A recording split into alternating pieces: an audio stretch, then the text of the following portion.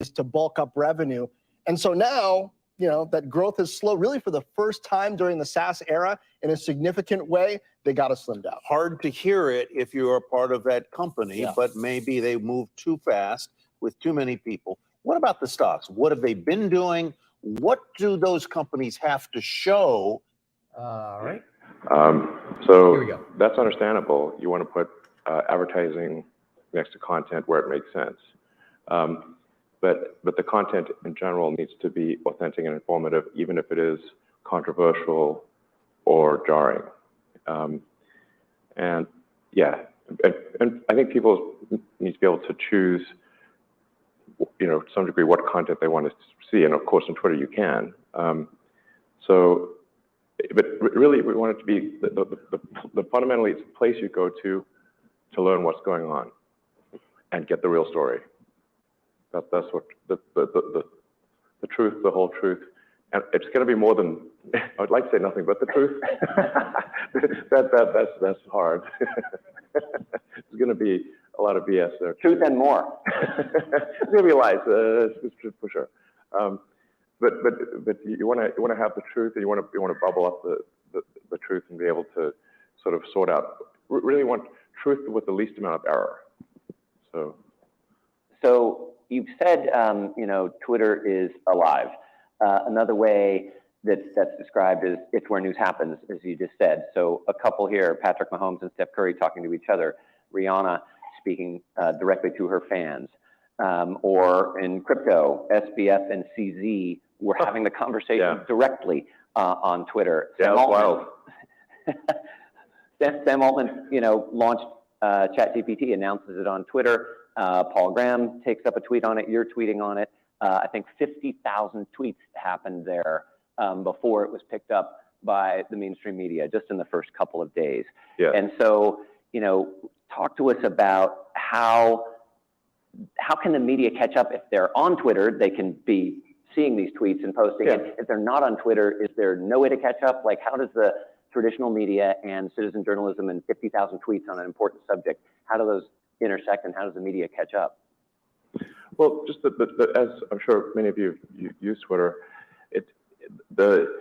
everything in Twitter is happening in real time. So if you contrast that to what's happening in a newspaper, they have to learn the information, propose an article to their editor, get it approved, write the article, get it edited, figure out which day it's going to get published on. And so the news is actually, the thing that happened is being reported on at 3-4 days, sometimes a week late. And if it happens on a weekend, then it's like, at least 3 days type of thing. So ChatGPT was huge news for several days on Twitter before there was any news articles about it in major publications. So I think especially if one is, say, thinking about investing in things, you want to have information that is as timely and accurate as possible. There's no better source than Twitter for that. That's certainly been my experience. So Paul Graham, who's a legend in tech, a legend on Twitter, I think he has tweeted that he's 80% left-leaning, probably, if he had to put him on the scale. So not someone, who's not deemed and revered by all sides of the spectrum. He has said, consistent with your accuracy point, he has said how important accuracy is. And on Twitter, he said, you should be default skeptical of any news story about Twitter and assume it's default wrong, because not only do some journalists have the agenda, but the source has the agenda, and it's so easy to go through the chain of inaccuracy or outright falsehood. Is he right about this? And if so, how can accuracy about Twitter and about you be conducted by the traditional media, if at all? Does a PR department help, which you famously don't have? PR departments, the right name for PR is propaganda. And I always thought, maybe we should have like a VP of propaganda. That would be, I think it's more honest, and also a VP of witchcraft. I thought that'd be like, those would be two great ones. So, I mean, the thing that I mean, if you pick up any given newspaper and go through and read the whole thing and say, how many of those stories are positive about anything at all? Almost none. So if something is newsworthy, it is going to have a negative slant, whether it is positive or not. There's like something in journalism that they've been trained to basically never write a positive story about anything. Once in a while you see a puff piece, but it's rare. So anything that's newsworthy will get written about. Anything that's written about will go through a negativity lens. And so you therefore have a bizarrely negative view of the world if you draw your information from newspapers. This is simply, I mean, a fact. So on Twitter, you can get a much more balanced, positive, negative situation. It doesn't have that bias quite as much. It's probably still a little bit of negativity bias, but much less so. So I think it's really, I'm not sure what the legacy media does. I mean, at this point, really. Twitter. I don't know, man. I feel like Twitter is all about just SH9T posting. So in terms of what people download for news, it's number one. There's 500 million active users, 250 million daily users, of which I'd say there's probably 180 million what I call significant daily users, where it's a meaningful amount of time. So like the average amount of time that people spend on Twitter per day of that 250 million is around half an hour or so. So what we have is the thing that's like I think most interesting is there's about 120 to 130 million hours of human attention per day on Twitter, every single day on average. Which is, I think, comes to a really interesting point, which is it's startling how poorly monetized that is, because you have to say, like, how valuable is that attention? 130 million hours of human attention per day, of people that read. So these are generally the smartest people in the world, the most influential people in the world, and you have 130 million hours of their time per day. That's a lot. So currently, Twitter makes about 5 or 6 cents per hour of that time. I think this is poorly monetized. Paul Graham's attention. Paul Graham's half hour of attention is worth more than that. Yeah, I mean, if I'm spending 2 hours a day on Twitter, like whatever ads are coming through are getting my attention, getting your attention, getting everyone in the room's attention. Your time is incredibly valuable. So now the thing is, we need to actually serve ads that are relevant and useful. And I think as we do that, we can probably at least get it to like 15 cents an hour, 20 cents an hour. Yeah, a quarter. Yeah. So I think the actual potential here for Twitter revenue is gigantic. And it's going to be a win-win situation, which is that if you are served advertising that you find timely and relevant, with products and services that are useful to you, that's good for you and good for the advertiser. Advertising in the limit of relevance is content. So in the next theme that's out there that's often an inaccurate narrative is that you're indifferent to misinformation or other narratives get put out in the media, that you actually want misinformation on Twitter when, as you've just stated, you want it to be the most accurate in the world. So community notes, I'm going to breeze through a couple of these before asking you about them. Community notes are the fact-checking by power of the people on Twitter. Yeah. So correcting government misstatements from the White House, correcting candidate misstatement from failed gubernatorial candidate Carrie Lake that Ron DeSantis had been endorsed by George Soros, adding context while the spy balloon was over Billings, Montana, to a tweet that could have been taken to spiral and mean it had been shot down over Billings with that photo, and adding context to that, preventing a conspiracy theory of train derailments are purposeful or nefarious, as opposed to 1,700 per year, quickly corrected before a right-wing conspiracy theory could get going. Company misstatements, or misstatements about companies, I should say. So the tweet that said, you know, Google set a badge machine to tell you if you were terminated or not, and adding context that no, they had been emailed. On Coinbase, that they'd been told they had to stop staking by regulators. Fact check very, very quickly. So how can this scale, this neutral fact checking, which seems elusive in fact checking, but Twitter seems to have a handle on it, but how does it scale, and how does it avoid being hijacked by either side of an issue or political spectrum trying to hijack community notes to not have it be neutral?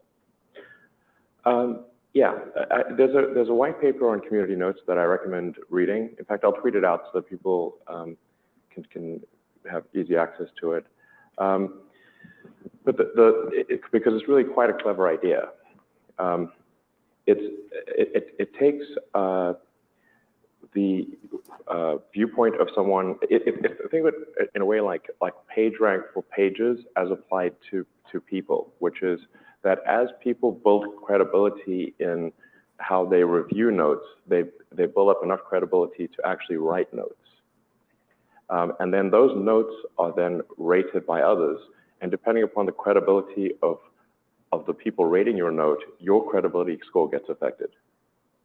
So it's sort of like a collection of credibility. PageRank. PageRank for credibility. But there were link farms created in faraway places to spam PageRank, so that's going to be attempted, but you're going to apply your software skills and things to prevent that. In order to be a notes contributor, you have to be a verified person. I see. Yeah. So you have to have, and it takes a while to get there. You can't suddenly, you will have no, if you just, when you just start out, you will start off with no credibility score. Yeah, so it's very hard to link farm. Yes. And when we actively look at any attempts to game the system and shut them down and remove them from the system if they're determined to be not real people, or if they seem to be brigading. Because there are deliberate attempts to manipulate community notes. We also make the community notes source code is open and available, so you can basically see everything. So that's in the white paper or linked? It's not on the white paper, but it's available on the internet. Okay, it's available. Yeah, you can search for it. So you can see exactly how community notes is calculating things, what changes are made to community notes, and we'll keep iterating. And the goal is to have truth with the least amount of error. So, there's always like, what is truth?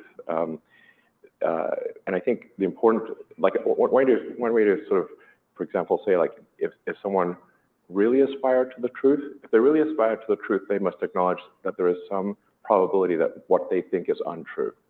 If somebody thinks there's no probability, 0% that what they think, if somebody thinks that they're trying to claim to you that what they're saying is true with 100% probability, there's a 100% probability they are lying. So truth with acknowledged error, where you aim to minimize that error over time. That's what community notes is. I think also once someone gets community noted, they think twice about being deceptive in the future. So you start getting noted a few times, people are like, uh-oh. I know someone who's been community noted. Yeah. No one's immune, meaning you've been community noted on this CNN, fake Chiron. CNN made no such claim that, free speech on Twitter by allowing people to speak freely. Yeah. And you were quickly community noted on a satirical tweet, and community said, this is not accurate. Is this the one you tweeted, community notes for the win? I think you may have. Yeah, I mean, the important thing is that anyone can be noted, including me. And in fact, I wanted to make a note of being noted. The point is that if I can be noted, anyone can be noted, including advertisers. So we've had a few cases where the advertising wasn't accurate and it got noted. Oh, the mortgage one, loan money to yourself. I HELOCs. think I saw that. Yeah, the HELOCs get noted all the time. Right, and so, but it's your own customer, and they can be noted, and then Yes. and then presumably change the ad. Yes, I mean, this will, I think, be very helpful in truth in advertising. Okay. So I can't emphasize enough, the goal is rigorous pursuit of the truth, aspirationally the whole truth, and the least amount of untruth. Yeah.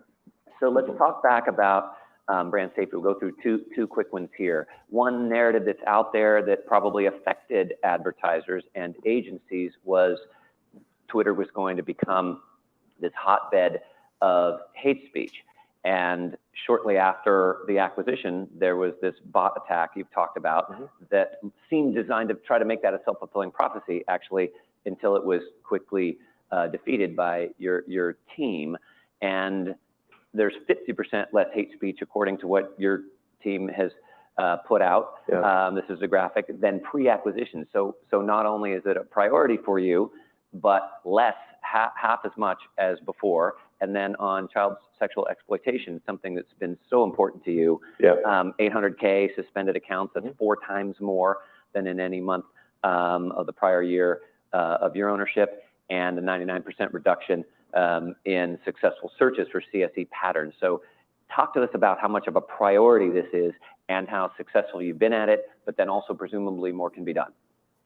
Yeah, I've repeatedly said to the trust and safety team at Twitter that the number one priority, which will always be the number one priority no matter what, is ensuring that children are safe on Twitter, that there's no child exploitation. So that is number one priority, always and forever. And what I've been told is that we've done more to eliminate this on Twitter in the last 4 months than has been done in the last 10 years. And it will continue to be number one priority. You know, 100-fold reduction in CSE search patterns is pretty gigantic, to say the least. Yeah, it's absolute number one. So continued on brand safety, you know, this Global Alliance for Responsible Media's brand safety floor, the GARM, you know, Twitter Business had tweeted out earlier in the year that in testing, at least 99% of measured ad impressions appeared on content that exceeded that floor. So, you know, what message do you have for your advertisers when you're talking to a CMO, to the head of an agency, just in total? I think you touched on this a little, if there's anything to add, but brand safety is in fact a top priority with a team all over it, and technology and humans focused on the subject. Yeah, as I said, I mean, with respect to brand safety, it really it depends a lot on the brand. I mean, if you've got sort of, you know, kind of, and by the way, Disney is a major advertiser on Twitter worldwide. One of our biggest advertisers. Apple's one of our biggest advertisers. But Disney, of course, does not want to have their ads next to things that aren't appropriate for a family audience.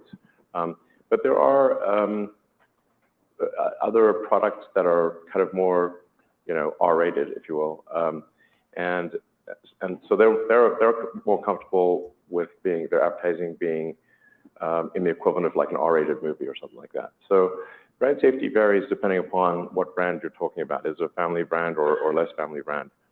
But advertisers can actually adjust how much, what content they're comfortable having their advertising appear next to. Same is true on TV. So the advertising that you'll see at, say, 7 p.m. is different from the advertising that you'll see at midnight. And we have the same functionality on Twitter. So it's really up to the advertiser where they want to put their content.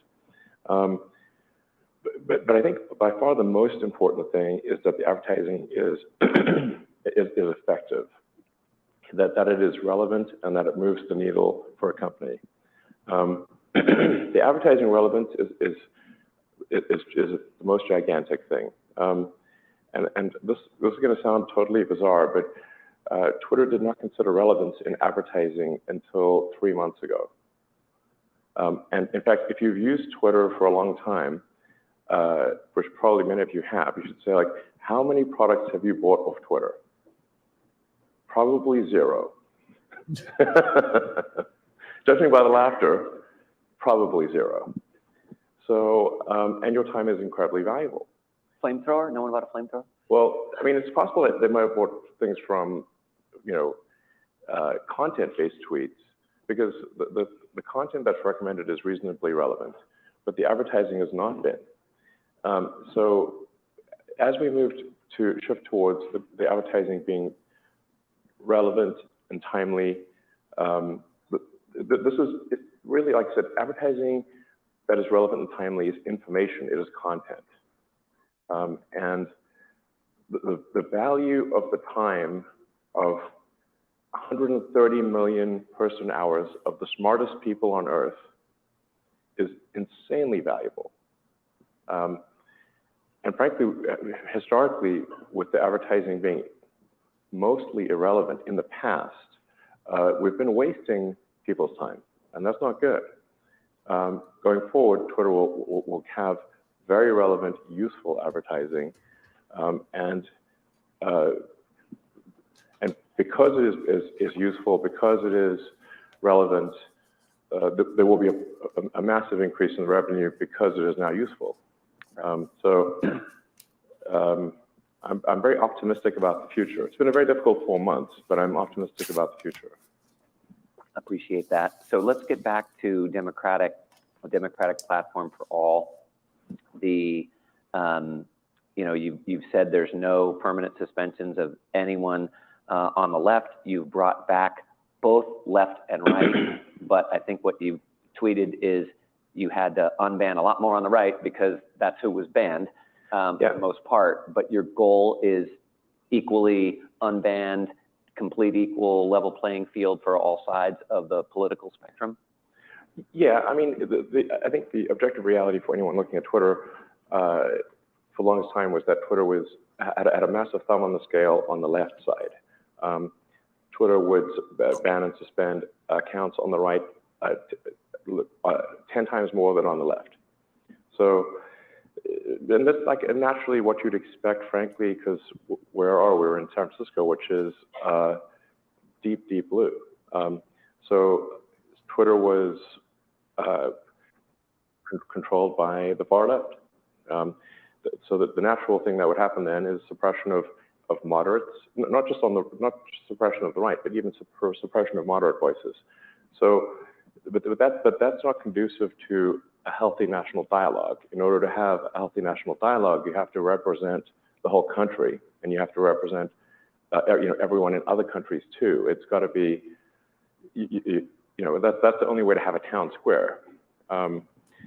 And so, yeah, there were disproportionately more accounts unsuspended and unshadow banned on the right because Twitter had a huge thumb on the scale in favor of the left.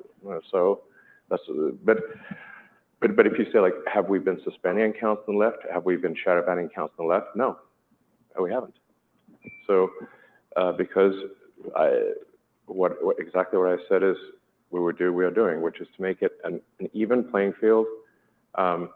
And something is freedom of the speech when you're hearing speech that from someone you don't like, and what you're saying, you don't like what they're saying. Otherwise, it's not free speech. And if you don't have that ability, then sooner or later, that suppression of speech is going to be turned on you. So it is a good sign if you're seeing people you don't like say things you don't like. That is a good sign, not a bad sign, because it means, and provided you can say your piece too. I think this is fundamental. I mean, the reason I did the Twitter acquisition was not because I thought this would be some lucrative gold mine. And in fact, it has been arduous and difficult with and being dumped on every day. Well, that's not the most fun thing in the world. But if we do not have a strong foundation of free speech, I fear for the future of our civilization. We must have this. That's why I did it. Thank you for doing it. Switching gears, a media narrative that may have some accuracy. They're not all inaccurate. The code base is difficult to change. Tech debt, unwieldy. Rube Goldberg machine is a term you've used. So is fractal Rube Goldberg. Fractal Rube Goldberg. This is yes. This is like, at least partially accurate, if not accurate. Yes. Well, yes. The code base is like a Rube Goldberg machine, and when you zoom in on one part of the Rube Goldberg machine, there's another Rube Goldberg machine, and then there's another one. This is your penguin. That's what I mean by the fractal. A fractal, as you zoom in, it's just another fractal, a fractal Rube Goldberg machine.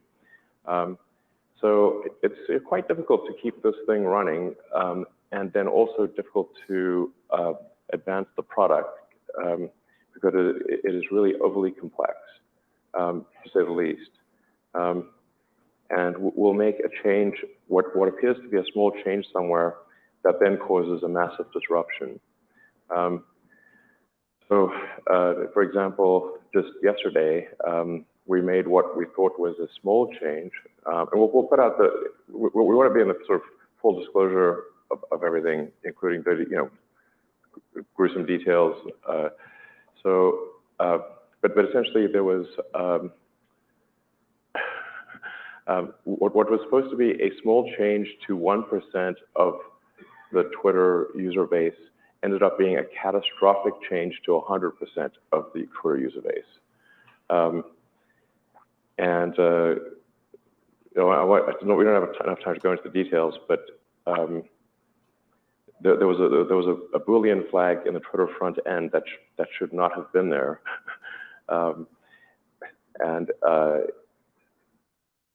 we fixed that. But let me give you like a silly example. At one point, there was a problem with Twitter Spaces where suspended users were able to join conversations even though they were suspended, and we temporarily turned off access to Twitter Spaces, which then made anyone who is using the Twitter Android app unable to like tweets. Now, how those things are connected is not clear. So if you were in the Rube Goldberg fractally. That's what I'm saying. So if you had an iOS app, you could like tweets. If you were on the web app, you could like tweets, but not if you had an Android app because of Spaces. And you're like, what? So one of the things we're doing, there's a lot of work behind the scenes in simplifying the code base, getting rid of extraneous features, and enabling Twitter to evolve more rapidly in the future. But it requires a lot of cleanup, essentially. Yeah. So you've grown users despite this lean engineering team and the code base being unwieldy, and cloud spend 40% down, cut out a data center. Mm-hmm. Is this due to the strength of the engineering team that you've been able to achieve this and introduce subscription and other features while trying to hold it all together? And where does that engineering team go to accomplish both the code base enhancements and all the features you've said you want to introduce? Yeah, I think on balance we're doing okay because, and just to give you a sense of where things were at the close of acquisition on, say, October 29th,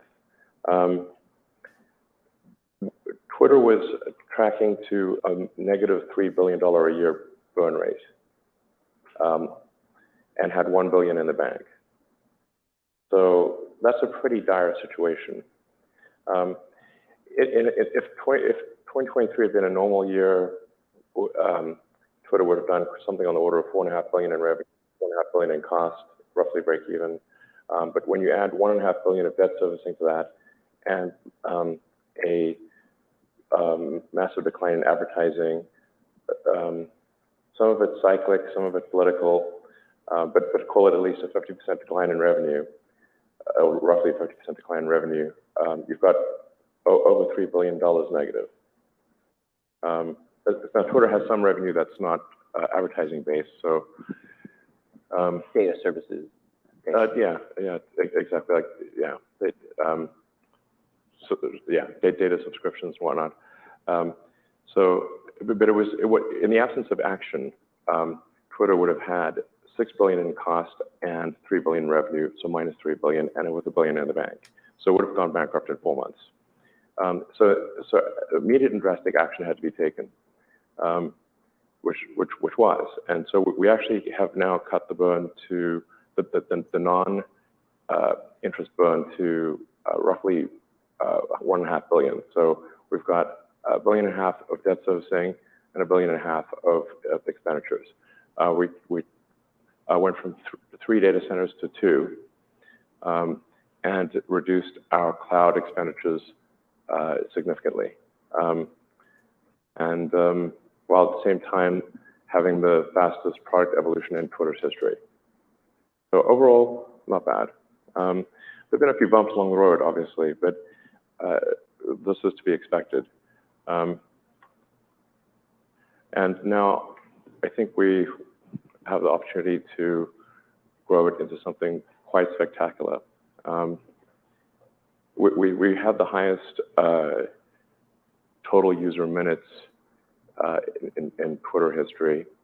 So the real number to care about is actually not the MDAO monthly, which is theoretically monetizable daily active users, but it's user time.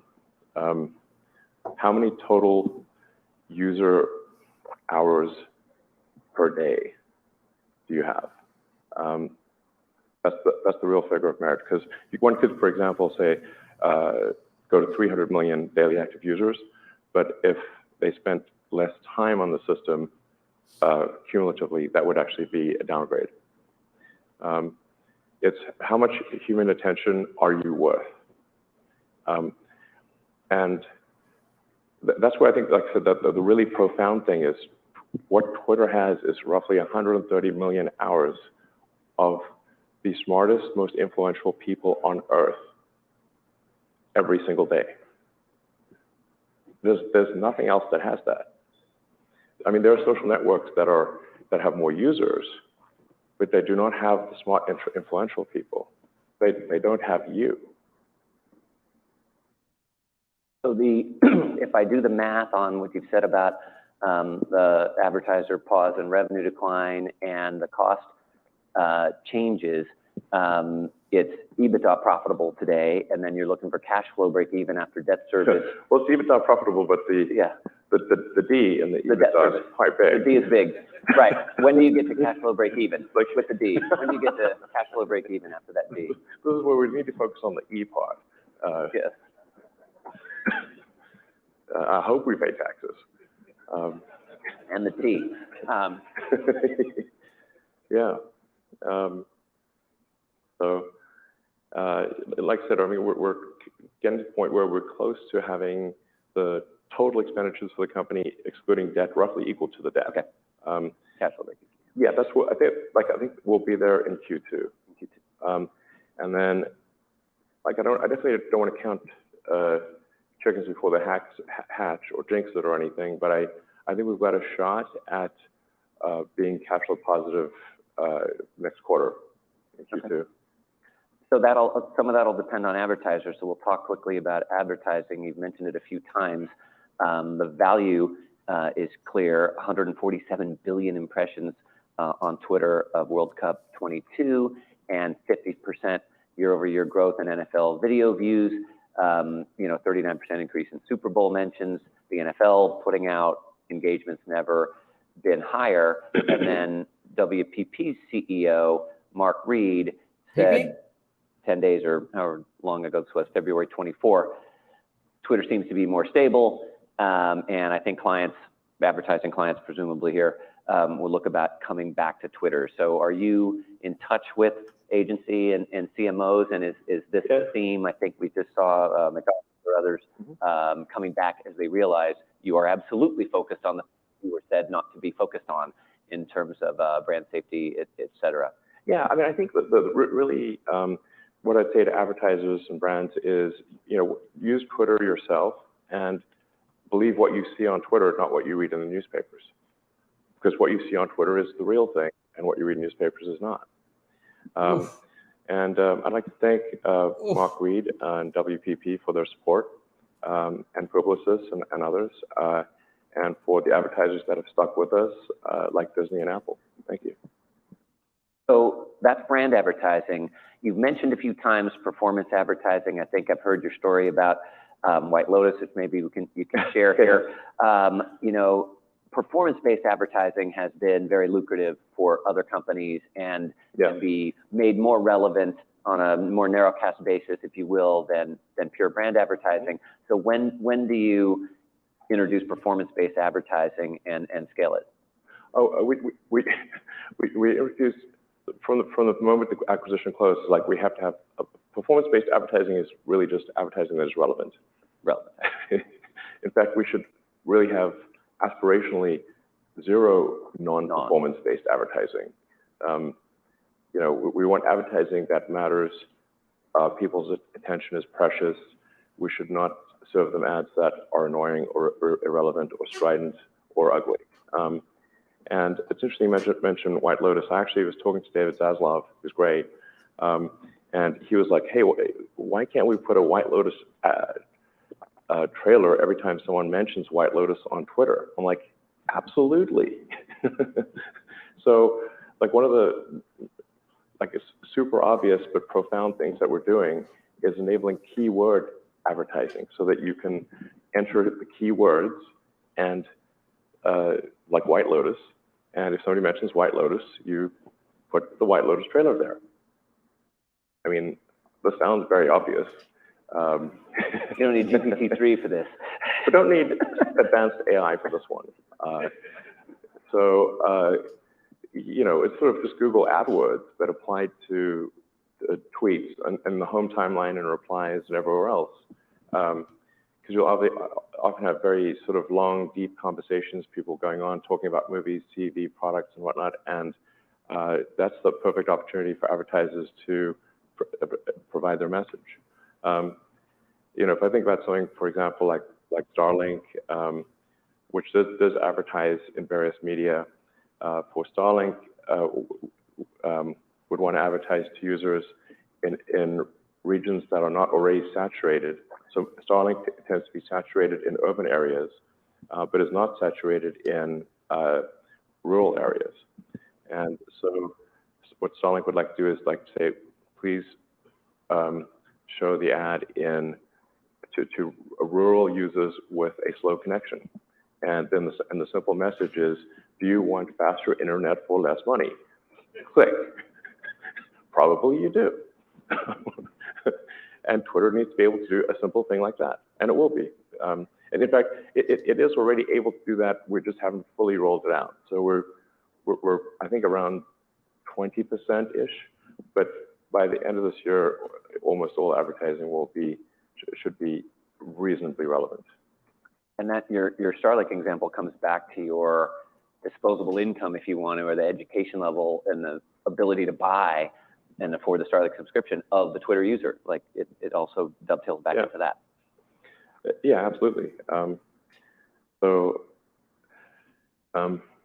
You know, I think there's also an opportunity here to have advertising be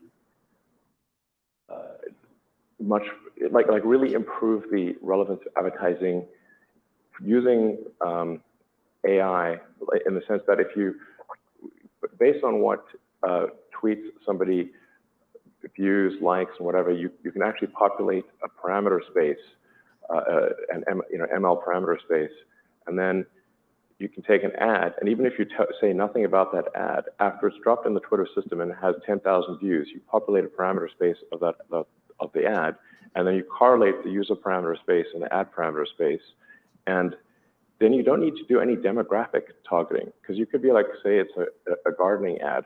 Well, you could be 20, 30, 40, you could be 70 years old, any sex, whatever, it doesn't matter. What matters is you like gardening. And that's the ad that should be shown.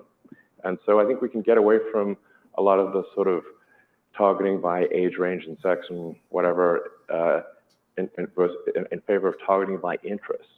And and a lot of these sort of demographic targeting was done coming from a TV or newspaper era where you don't have interaction with the user. You just have to kind of guess because it's a one-way street in TV. But on Twitter, it's not a one-way street. There's continuous interaction. So I think we can just have a profoundly more useful advertising experience. So let's close on Twitter before getting to another couple companies I've heard that you run. The vision you're building towards, I think you've called it X or the Everything app. Yeah. Tell us about it.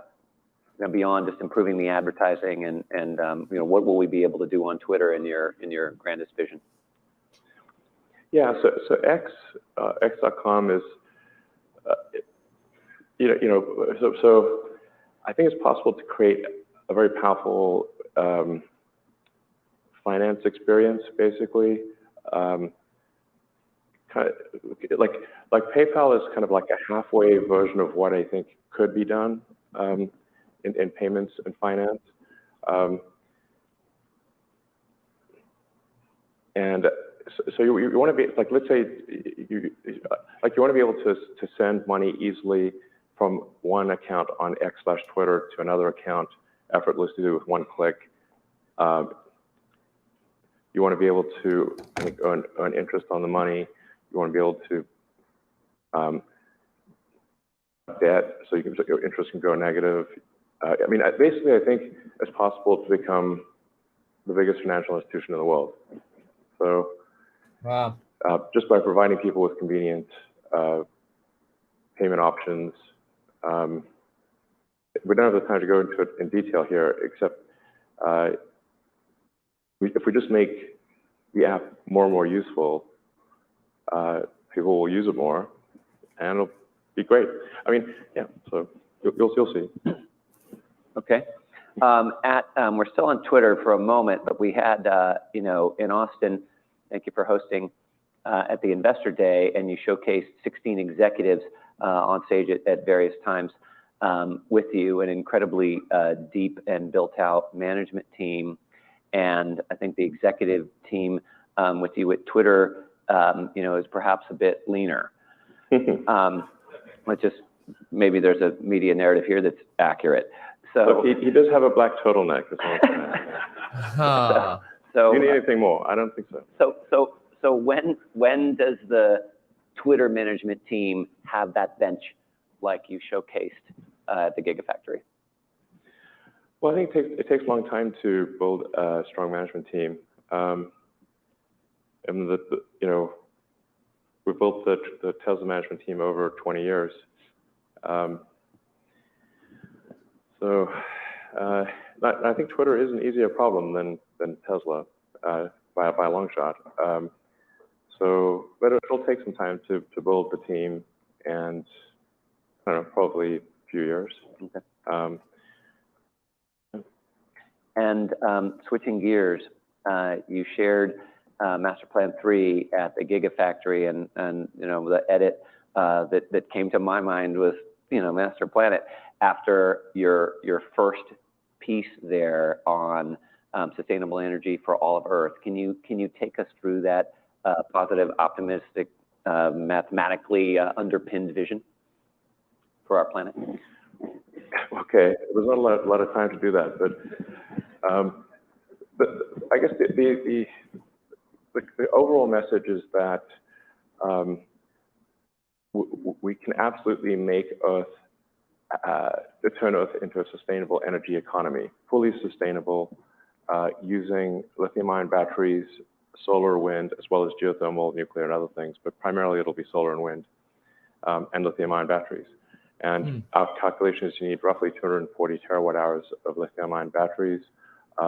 Most of those will be iron phosphate lithium, of the iron phosphate variety. In other words, with a primarily iron cathode, which is a plentiful material. In fact, Earth is the number one element on Earth is actually iron. A little factoid. I think Earth by mass is about 32% iron and about 30% oxygen, and then everything else is miscellaneous. So we're like a muddy rust ball. So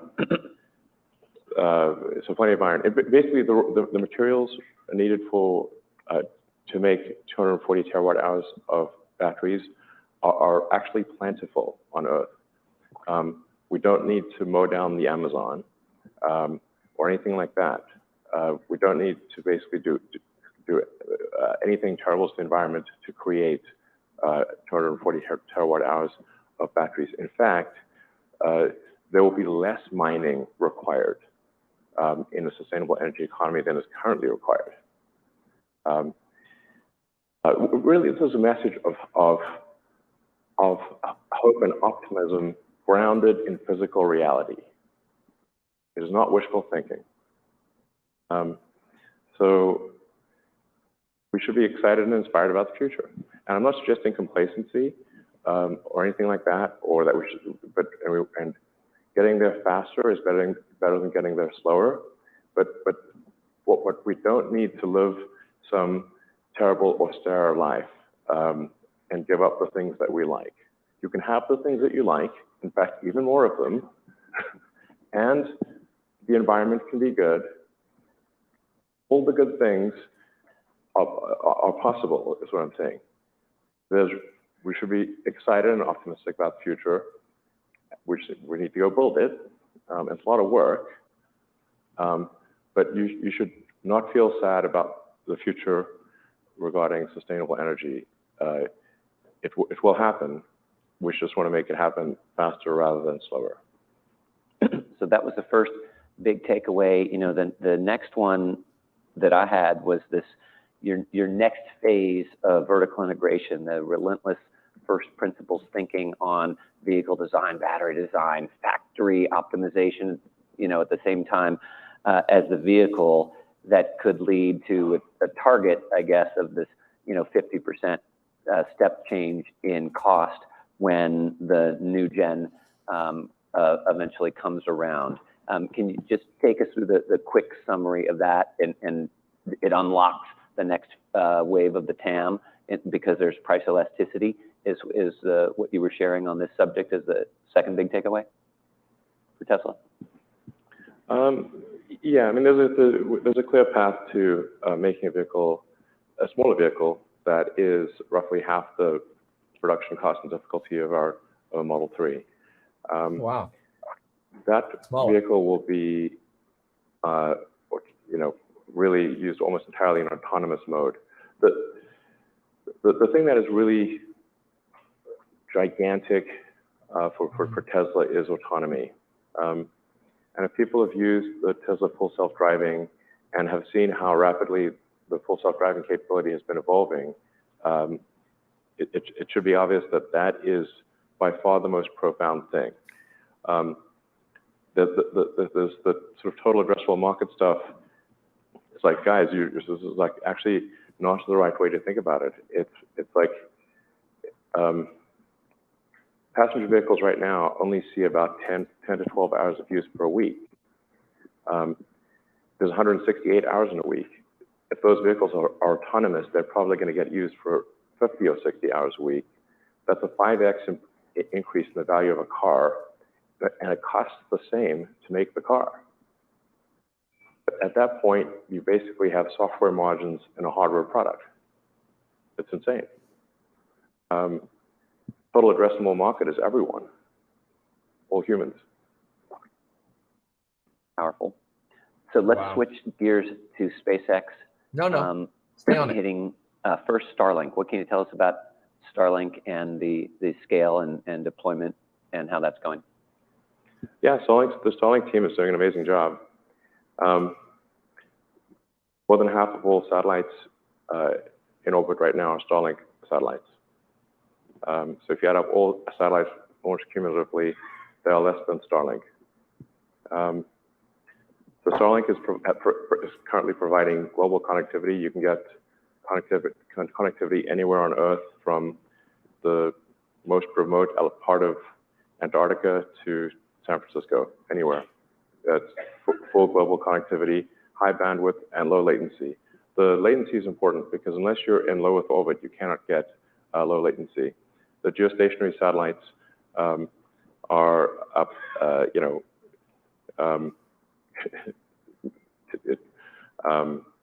very, very high. You've sort of got sometimes up to a second of latency from a geostationary satellite, all things inclusive. Whereas with Starlink satellites, we believe we can get the latency under 20 milliseconds. And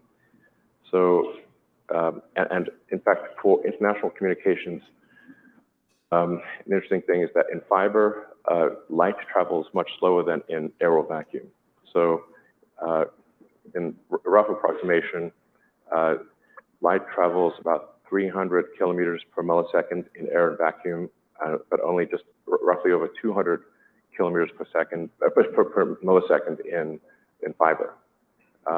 So you've got like a sort of on roughly 40% increase in speed of light going through the Starlink system than through fiber, and it can also follow a more direct route instead of following the sort of coastline of the continents. It can actually have a more direct route. So it's a shorter route and inherently faster from a physics standpoint. So it connects the world way better than fiber. And it will provide and is providing connectivity to people that either never had it before or where their options were extremely expensive or very low bandwidth. So it's helping out a lot of communities that never had access, especially when you consider that education is digital these days. That's really how you can learn anything. You can basically learn anything. You can basically learn anything for free on the internet if you have the internet. So in terms of providing education abilities to remote communities, Starlink is doing a lot of good in that regard. Lastly, the launch, whether Falcon 9 Heavy or Starship, I think you had the static fire test that went well, and what can you tell us about the next phase on launch for Starship? Yeah, so we're getting ready for the first launch of Starship. This is a very difficult program. The rocket is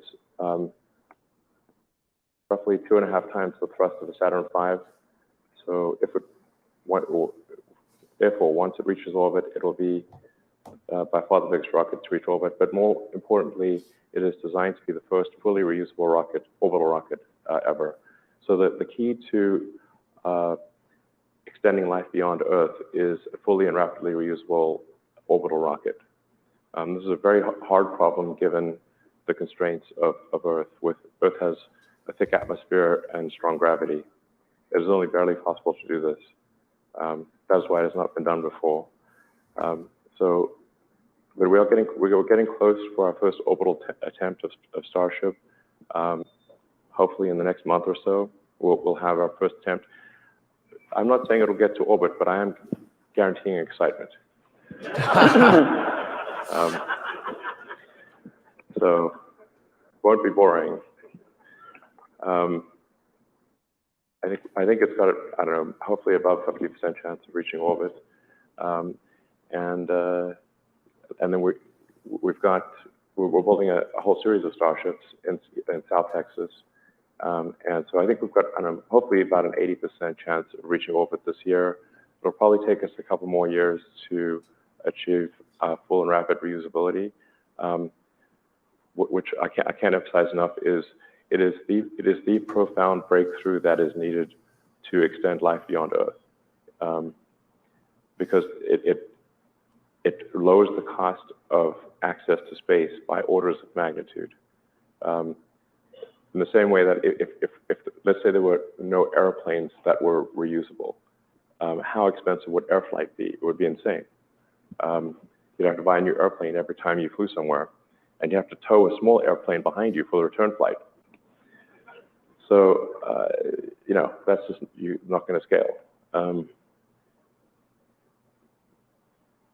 So assuming things go well there, this vehicle it could make life multiplanetary. That's a really big deal. It could make life on Mars real.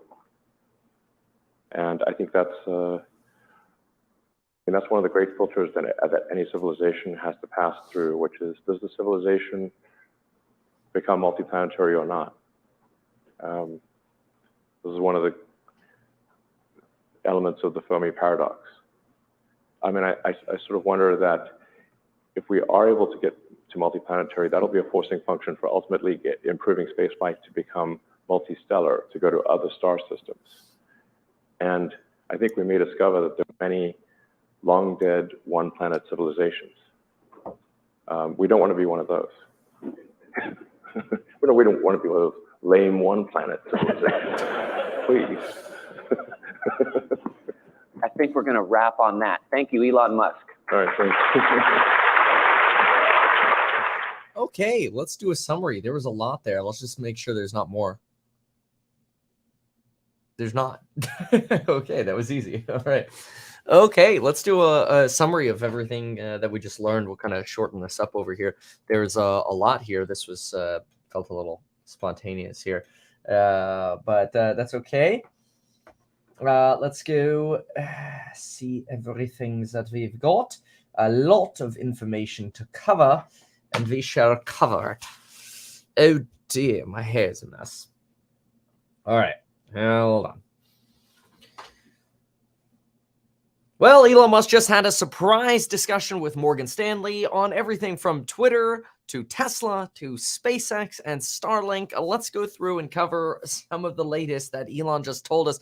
And what did he tell us about that next generation vehicle? And what else did he have to say about Twitter's profitability? Well, first, he started out his discussion with Morgan Stanley analysts talking about how the goal is to find the truth. That was one of the reasons Elon Musk wanted to buy Twitter, is to make sure that the truth can be spread as much as possible. Now, that doesn't mean there's not going to be a lot of BS, but you want the truth with the lowest level of error rate. And that's why they're expanding that community notes feature on Twitter, which one of the things that I noticed that I thought was really neat was there were a few ads that were running on Twitter, and they would say things like, why borrow from a bank when you could borrow from yourself by using a home equity line of credit? And I'm like, home equity line of credit is from like a credit union usually, or a bank. And so I saw that ad. And then after that, which this is an advertiser paying money to sustain Twitter's viability, right? The community notes actually put a comment underneath that ad saying, this is not exactly accurate. You're not borrowing from yourself. You're borrowing from a bank using the equity in your home. And I'm like, yeah, like that's awesome. Like we should have more more community notes like that to prevent the spread of just straight up false information, right? We're not trying to play the controlling the left or the right or the narratives. It's just like if stuff is totally wrong, like it'd be nice to add some context or clarity, right? Whether it's sarcasm or it's meant to be deceiving or otherwise, right? Community notes have been useful for that. So I think that's pretty interesting. I also think it's interesting that Elon Musk starts by talking about over at Twitter. What's neat is you actually tend to get news much faster than you might through mainstream media sources like the TV or newspapers. For example, there were 50,000 tweets about ChatGPT and the ChatGPT announcement and how incredible it was before the mainstream media started picking up on it. Also, Elon Musk talks about how newspapers and mainstream media coverage are generally negative. You rarely find positive news. Now, in fairness, when you go on Twitter, most of the viral stuff seems to also be very negative. So I don't know if that's so much of a mainstream media problem as it is just a human condition where we're more drawn into negative news than we are to positive news. Even if like sort of the intro is negative and then there's actually like, okay, this is what looks negative, but then here's why it seems negative. Here's the context. Here's the information why maybe it's not necessarily as bad as it seems, right? It's almost like the way to educate these days is attacking head on what is negative news and then sort of breaking it down into digestible information that we can actually glean education from. But it does seem like negativity does spread. But anyway, Elon Musk has this idea that there's much less negativity on Twitter. Whatever, man. Personally, I think everybody goes on to Twitter to SH9T post, but whatever. That's my take. Elon does say that the average time people spend on Twitter is 30 minutes. That works out based on their monetizable user base. That works out to about 138 million hours per day. Now, Elon Musk repeatedly said that the people who are on Twitter, in his opinion, are maybe the smarter bunch of people who actually try to get educated or whatever.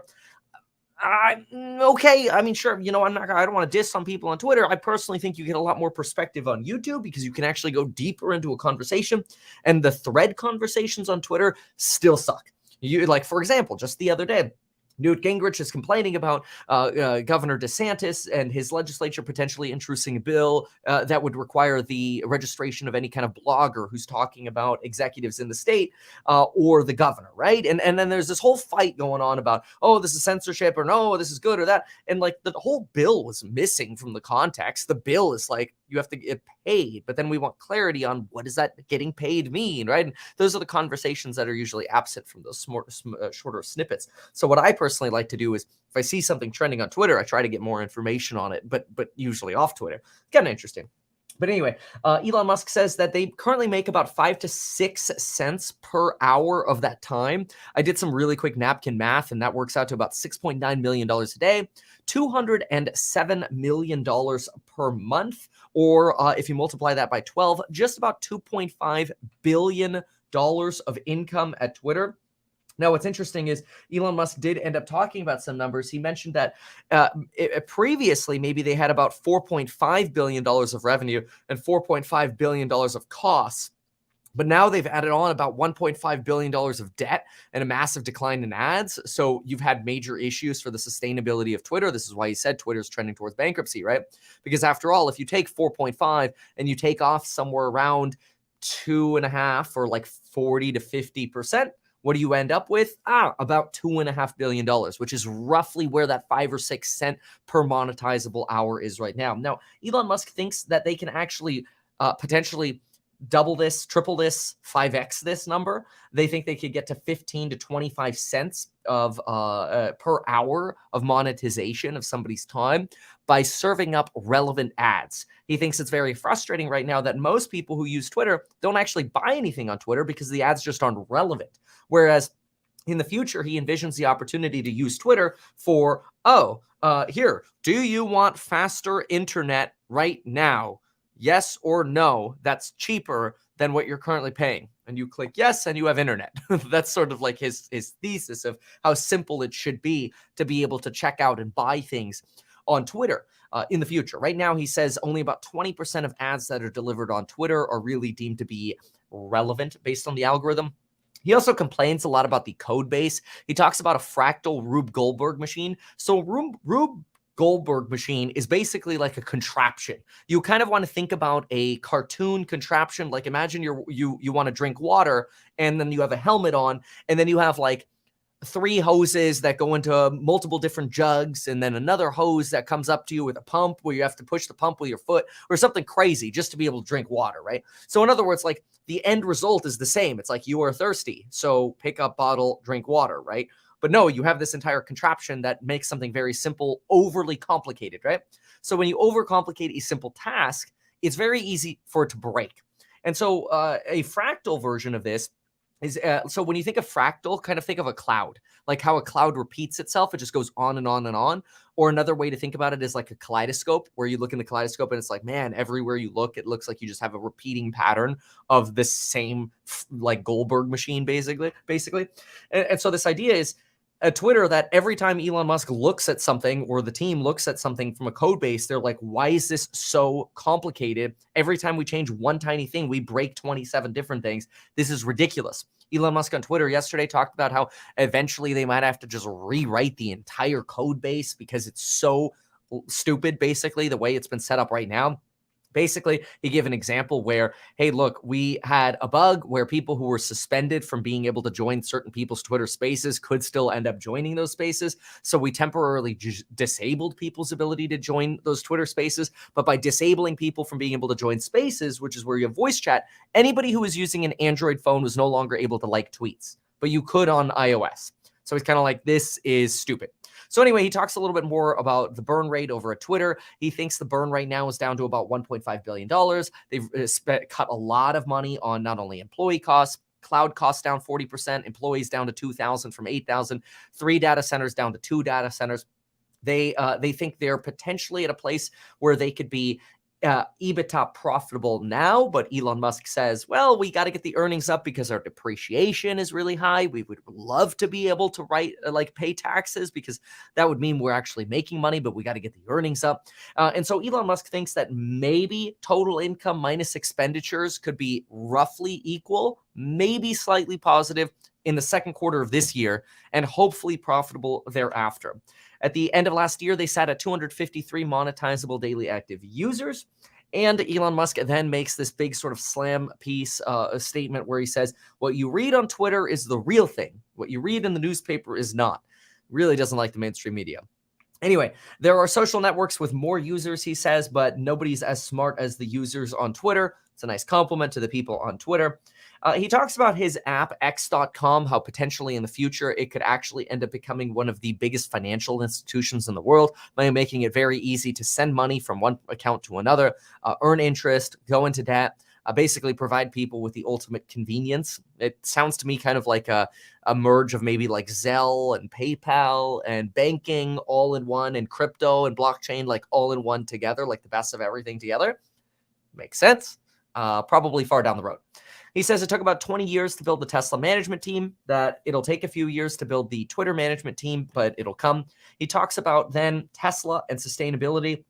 Big fan of solar and wind and batteries. Not the biggest fan so much of geothermal, apparently, or the other potential methods for energy. He believes that the next generation of producing vehicles, the Gen 3 platform, he actually gives us more detail here in the very little bit of time that he spent talking about Tesla's next gen platform. In my opinion, he gives us more detail here than he does or did in Investor Day. He just says, look, the next gen platform is going to be for producing a smaller car that is going to be almost entirely autonomous. Okay, great. So now we know that Gen 3 is not to just make a cheaper Model 3.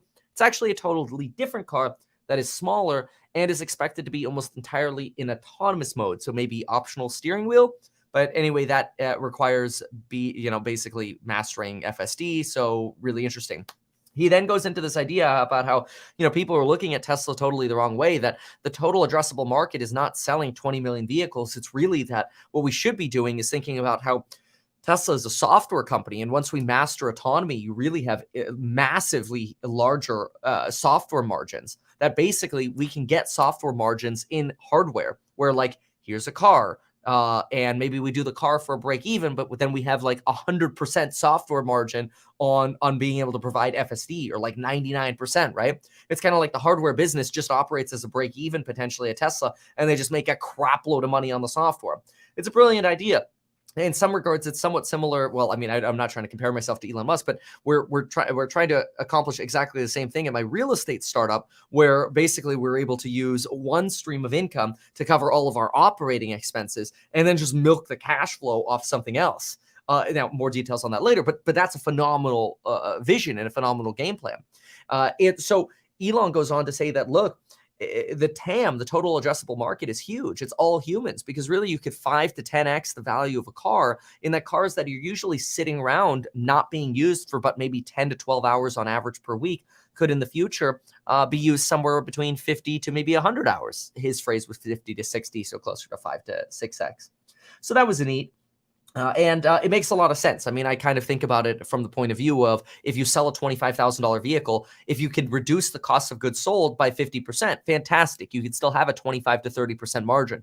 That's great. But if you needed to go to zero margin and only make money off FSD, you could literally get back to a 25% margin solely with FSD sales and no hardware margin. Like, the margin of safety at Tesla is so freaking phenomenal. It's one of the reasons it's my largest holding, in not only personally, but also in financial products that I manage.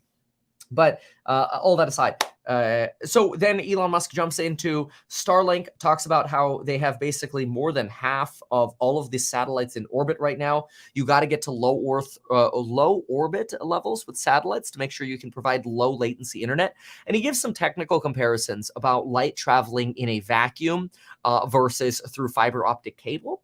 And he believes that scientifically, light travels faster in a vacuum than it does through fiber. And he believes he can accomplish a lot of those similar benefits by sending data through low Earth satellites, which I'm personally not a scientist. I don't know. Maybe you could say that what's between satellite 1 and satellite 2 is in a vacuum, but I'm not really sure how that data from the satellite to the user is considered to be in a vacuum since you're going through the Earth's atmosphere. But maybe that's not the point. Maybe the point is just saying like, hey, like we use fiber optic cable to go from continent to continent. Why use that cable when we could use something that's maybe 40% faster like satellites? I think that's probably more the direction he's using. Maybe somebody can fact check me on the comments of that. But anyway, then he talks a little bit about the Starship, how they hope to launch it next month. They think there's a 50% chance of reaching orbit, and the only guarantee Elon Musk gives is that it will be extremely, extremely entertaining. So anyway, personally, I thought this was more interesting than Investor Day. Yes, thank you so much for asking that question, Darby. Mostly because like all of the details are fantastic of Investor Day. Like I did like the takeaways about the robots and basically the parallel manufacturing. I thought some of those details were phenomenal. Some of the additional details on cost structure reduction. I mean, look, absolutely phenomenal. But I think that was not an Investor Day presentation. That was more of an engineering presentation. If that was just labeled engineering presentation, you know what? Fine, perfect, fantastic. An Investor Day style presentation would be more like, look, our goal is next vehicle, 50% the cost. It's going to be a smaller vehicle, mostly autonomous, total addressable market, infinitely greater than what people are expecting, right? Like the things he said today gave much more color to the future cash flow potential of Tesla than the Investor Day did. And that's because we already went into Investor Day expecting that the next gen platform was going to have a 50% cost reduction. It was just sort of like, here's how, right? As opposed to more of sort of a forecast. Yeah, maybe it was an opportunity for Tesla to show off the team. I personally think they could have coordinated that a little bit better, right? So that's been sort of my argument, is that like maybe everybody could have done a dry run of the presentation because some people didn't sound like super prepared for it. Kind of didn't seem like Elon Musk really was fully aware of what everybody was going to talk about. It's kind of like, here I am. Okay, let's throw this together, which fine. It ended up working out just fine anyway. And look, obviously, still a big fan of Tesla, but do I have my criticisms? Of course. And if somebody doesn't want to hear criticism, then and balanced opinion, then probably you don't want to listen to my channel anyway, because that's always my goal, is to try to sort of balance things out. But I mean, when you compare Tesla to the competition, I mean, who else is doing what Tesla's doing? And I think that's the big question. It's certainly not Ford or GM. They're not even close to profitable yet. It's certainly not NIO or BYD. I mean, these companies are focusing on either using NVIDIA software over at NIO, or you're looking at adaptive cruise control over at BYD. There is no priority on autonomy right now. So people keep comparing Tesla to other companies, but really what you should be doing is comparing autonomous driving vehicle platforms, maybe comparing Tesla to Waymo. But now Waymo is cutting off or is laying people off from its staff. That's kind of like, why? So I don't know. And I know people say, oh, but Elon Musk has had layoffs too. Yeah, but not necessarily in the FSD team. The auto labelers, after they wanted to unionize, they had a little bit of a layoff, though. I think 26 of them got fired. But anyway, find it very interesting. So those are just some thoughts, some things to think about. I like that Tesla Investor Day showed off all the team. Yeah, of course. I mean, I think that's also a big deal, right? It's kind of like, hey, here's the management team. That's definitely a big deal, because you want some confidence that Tesla can also operate even without Elon Musk. That does take sometimes years to a decade for a company to actually build. Elon Musk went as far as saying it takes 20 years. But yeah, take it from there. Anyway, thanks so much for watching. We'll see you next one. Goodbye.